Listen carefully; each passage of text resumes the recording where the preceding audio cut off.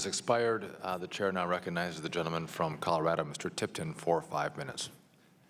Thank you, Mr. Chairman. And Mr. Dubitz, maybe if you'd speak to this. I just listened to Ms. Maloney's comments in regards to policy of the United States not to be paying ransom for hostages. In fact, Ms. Grosh from the Department of State said that indeed was not the policy of the United States. Would you speak, is there a distinction with the difference when we deliver $400 million on pallets in the dead of night to Iran? Is that a ransom? Steve Sotlov, who was executed by ISIS, used to be an adjunct fellow at my organization. And I know the Sotlov family tried to privately raise money to free Steve, and that the Obama administration threatened the family with criminal prosecution if they move forward. I think there's been some modification of that policy now under President Obama, but what's clear to me is that the administration saw an opportunity to use leverage, as State Department spokesman John Kirby has admitted, to use leverage. The money was leverage to get the hostages back. So Dr. Maloney admits lots of presidents have used leverage to try and get hostages back. I think other administrations have also paid ransom. This may not be the first time. I think what we do is try to create a cover story so that we don't violate our prohibition against ransom payments in order to pay ransom, so that we can get hostages back, and that's exactly what's happened. I think the administration doesn't want to admit it because they don't want to admit we paid a ransom after they've threatened the prosecution of the Sotlov family. I think they don't want to admit it because they don't want to admit how much cash has actually gone to Iran. I don't think it's $33.6 billion, but I do think it's probably in the neighborhood of $8 to $10 billion based on conversations I've had with former administration officials. I think we're talking about at least $8 to $10 billion of cash that has gone to Iran since the JPOA period, and the administration does not want to admit that because that $8 billion is going to be used to fund terrorism, to fund the Iranian military, to fund missile procurement, to fund illicit nuclear procurement in Germany.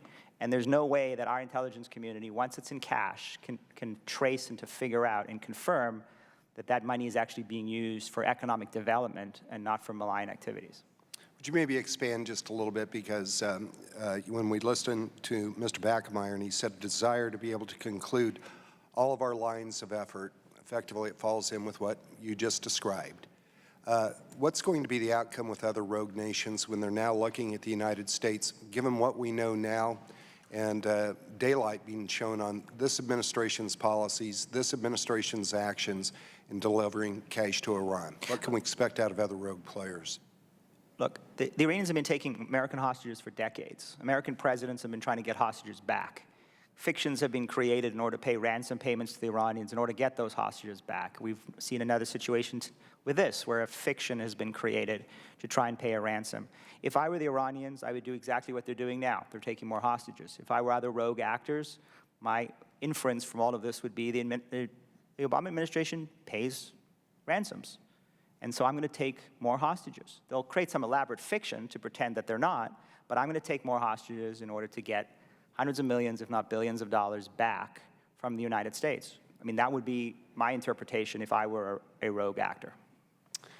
Would you maybe speak, because I know you were listening to the testimony, that Mr. Bachmeier commented that the vast majority of the $400 million in cash had gone to infrastructure programs in Iran. Is there any way, given your comments now on cash, how can we— Look, I agree with Dr. Rubin. I think that's ridiculous. I think there is no way that they can confirm whether $400 million in cash, in unmarked bills delivered to the Iranians, ends up in an infrastructure project rather than in either the Iranian defense budget, which is then sent along to the Revolutionary Guards and the Quds Force, or doesn't go to the defense budget, ends up in some hidden line item, which goes directly to Qasem Soleimani so that he can continue to fund his bloodshed in Syria. I mean, I don't know how our intelligence community can continue to make these claims that they know for sure that most of the money received is going to infrastructure. Dr. Rubin? If I may, sir. First of all, Mark is absolutely correct that there's no way of knowing, and it would be very useful to press the administration on how they know.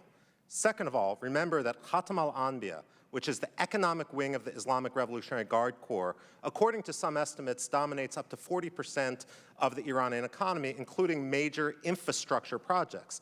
Now, the official budget of the Islamic Revolutionary Guard Corps is about $5 billion per year.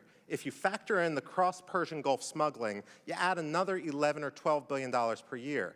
Now, according to open sources, just in the South Pars oil field, which is the Iranian oil field in the Persian Gulf, the IRGC infrastructure programs have gotten up to $50 billion in no-bid contracts, which means if you were to zero out the official budget of the Islamic Revolutionary Guard Corps, proportionately, they'd be facing less of a budget cutback than the U.S. military is through sequestration. Thank you, and I yield back, Mr. Chairman. The gentleman's time